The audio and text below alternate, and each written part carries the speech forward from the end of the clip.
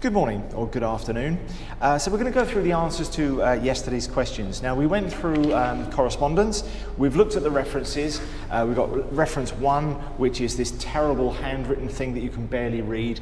Now I hope we've nailed the message home that this is absolutely not the way to do this. This is just awful. Very poorly written as well as being very poorly presented. Then we've got the others with various different problems. We've got reference 2. This one's actually pretty good. This one is probably the best of the bunch. Mazrid bin Shahid, sales manager, about Ko Fong Long, I don't know. And we've got the last ones, reference 3. That's the personal reference, and reference 4, the one that's way too long. Okay, so reading for details. Page 11, those of you that have it, you should have it. If you haven't got your books, I have posted poor pictures of the text. You should have all done this now. Question 1, list 3 of Glenn Wu's strengths. So we have to look for Glenn Wu. Glenn Wu, so this is the first one. He's always been a hard worker, never lets anyone down, and he has always done his best. So those are his 3 strengths according to this person. His major weakness is in judgment, allowing this to have happened. Honestly, anyone receiving a reference like that is just death to your chances of getting a job. So there is strength. How did Fu Long's work status change in the time he's worked for the company? This is reference 2. He started as a sales assistant, an assistant salesperson, and he's been promoted to a full salesperson. So he's been promoted. Oh, she's been promoted? He's been promoted? Doesn't say. Number 3, what was Christine Chong originally employed to do? She was originally employed to slowly destroy her soul entering data, which is just one standard below being an accountant, I think. She's updating databases of book stock.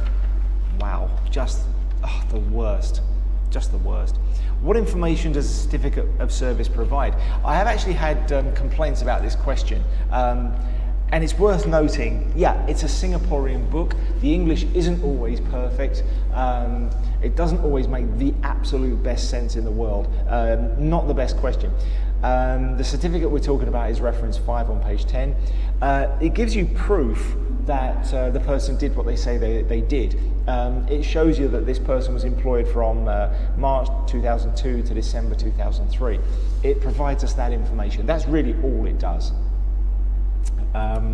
Reading for meaning. How would a person show that he or she is a confident communicator in reference 2? The only way you would show you were a confident communicator is by demonstrating that with evidence. So we've got this person is chairing meetings. They're in charge of, what does it say? Taking on roles such as chairing the weekly sales meeting. And that shows that they are putting their money where their mouth is and actually doing something that shows that they're a good communicator. So we can also take from that they're a good manager, or at least potentially a good manager. What's the purpose of giving information about the following? Rahman's achievements in school and Rahman's family principles and standards.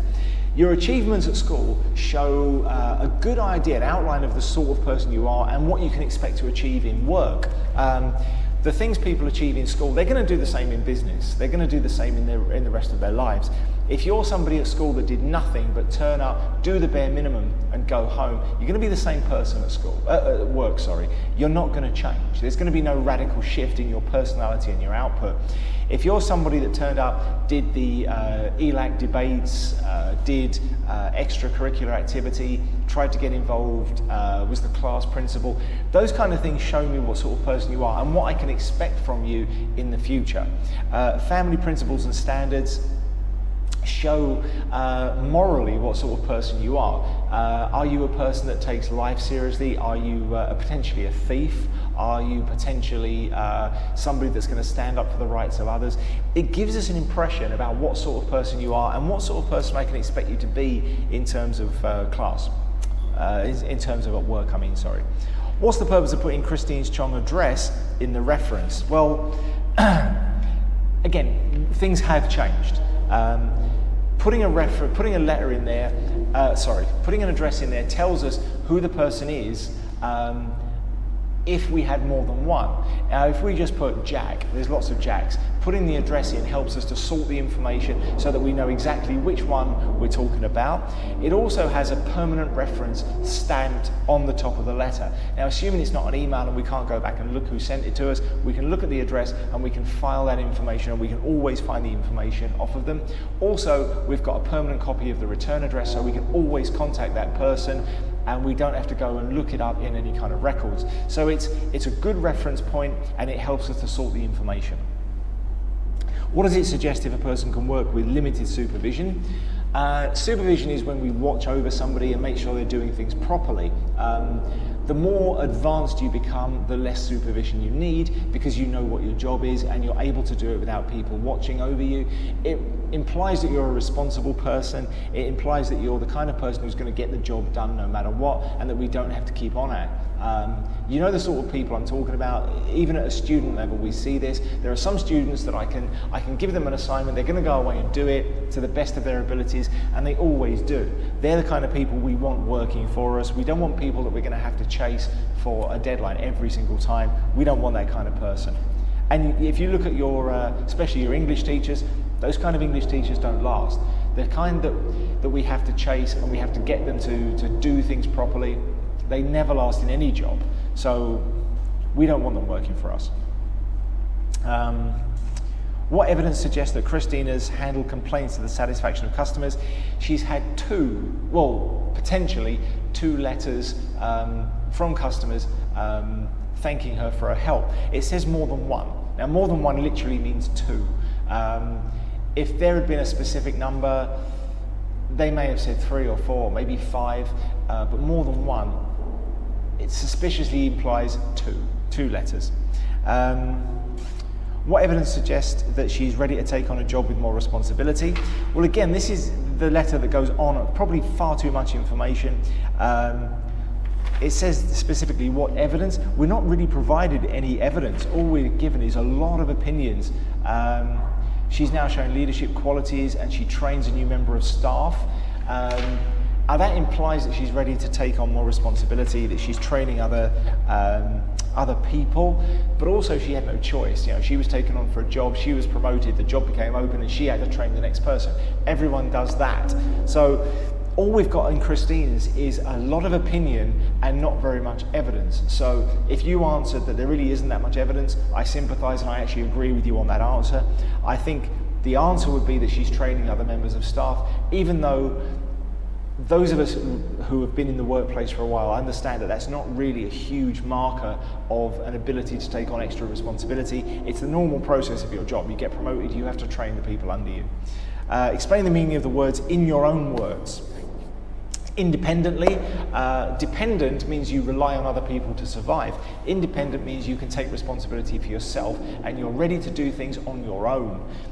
Prospective. A prospect is a possibility. So a prospective means that this person is in with a possibility of. A prospective employee is someone that we might, who has a chance of being employed. Ample means enough, lots of. There are ample opportunities, means there are plenty of them and they're available for everybody. Tedious is what English grammar is. It's boring, it's mundane, it's run-of-the-mill, it bores us with its repetitiveness. It's tedious, much like being married to an accountant. Diligently is working well. A diligent person make sure that all the details are correct. They look into all the fine points and they make sure that everything works properly. We get that kind of attitude from an accountant, from someone who's doing filing. Somebody is diligent if they're looking at all the details and making sure every little thing is correct. Initiative.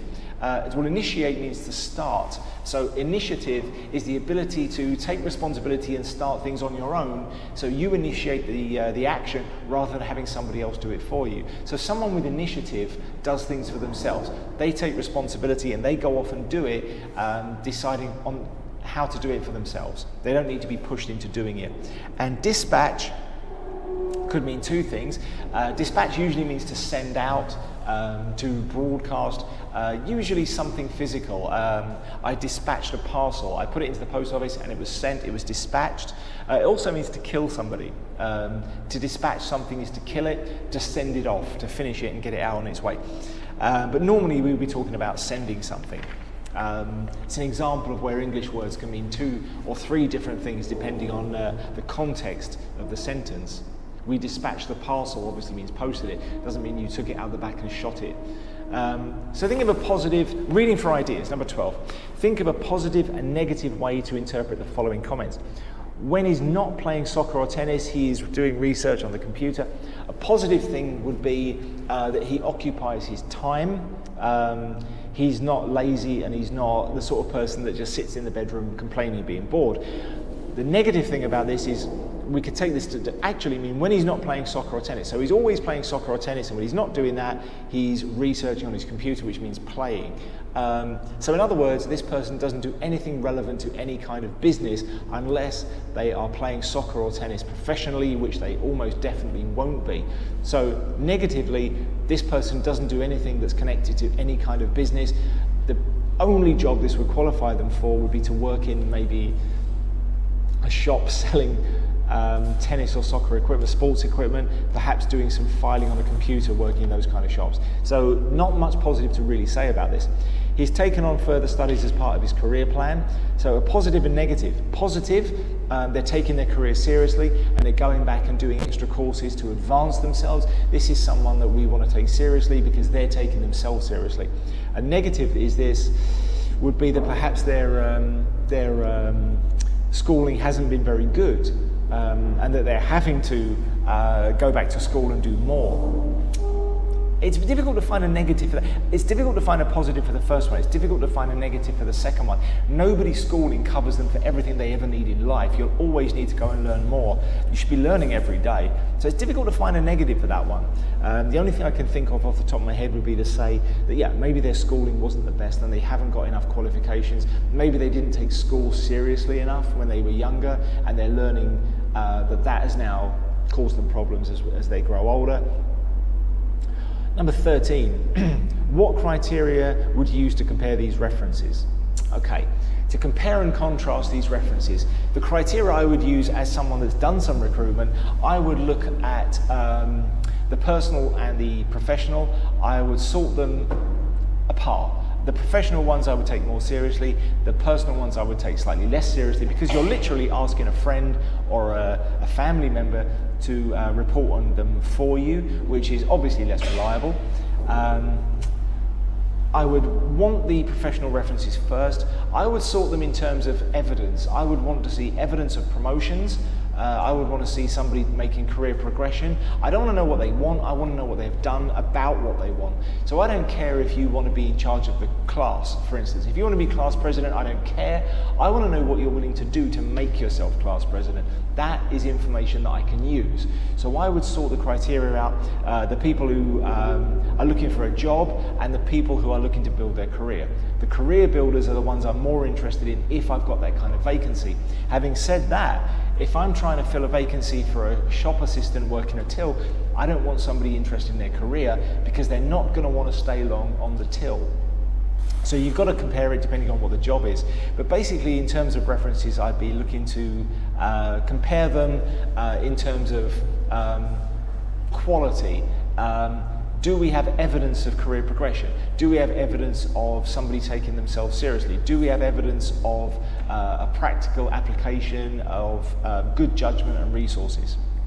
And lastly, who would you choose to write a reference for you? Why would you choose that person? If I was going to choose a personal reference for myself, I would choose a long-term friend, never a family member if you can avoid it, because nobody takes it seriously if you choose a family member. I would choose a long-term friend with a professional title. I'd choose another senior teacher.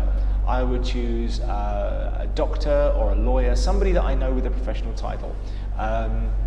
Ideally, I mean, my wife is a chartered accountant. That's a good title, but as soon as you say it's my wife, obviously that reference is meaningless. So I'd probably choose another teacher, a senior teacher, maybe somebody that's been head of a department, something like that.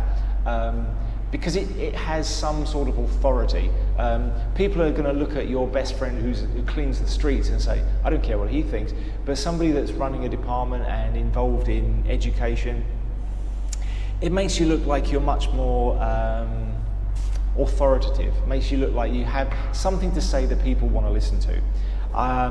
So that's the kind of person I would choose. When I was back in the UK applying for jobs, a lot of people go with their family doctor, and you actually pay.